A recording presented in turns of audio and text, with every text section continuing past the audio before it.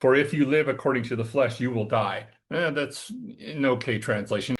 Now, if I do what I will not do, it is no longer I who do it, but sin that dwells in me.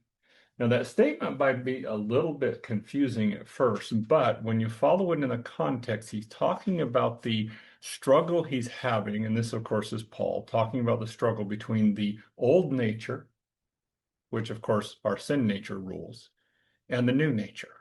So here he says, for if I do what I will not do. So if I, the old nature, do what I, the new nature, do not want to do, well, then it is no longer I, the new nature, who's doing it, but the sin that actually dwells in me, because the sin nature dwells within our flesh. Now, as far as our flesh, we actually have the sin nature within our flesh. The sin nature resides within the flesh. Therefore, the works of the flesh are a product of the desires ultimately from the sin nature that will manipulate the desires from the flesh to work out what it wants. Romans chapter 7, verse 18, for I know that in me, that is in my flesh, nothing good dwells. For to will is present for me, but how to perform what is proper I do not find. So I want to do what is right, but ultimately I'm not able to work it out through my flesh. Therefore, we are not to continue life according to the flesh and functioning from the flesh and seeking its desires. Romans chapter 8, verse 12.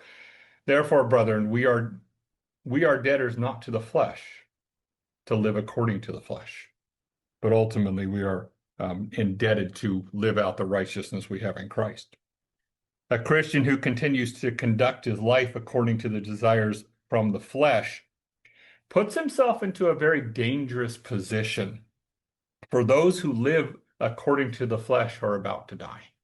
And yeah, when you, as a Christian, if you are going to reject the truth and continue to live a life of sin, and I'm not talking about a life that struggles with sin. I'm talking you don't care what God says. You're just going to live your life the way you want.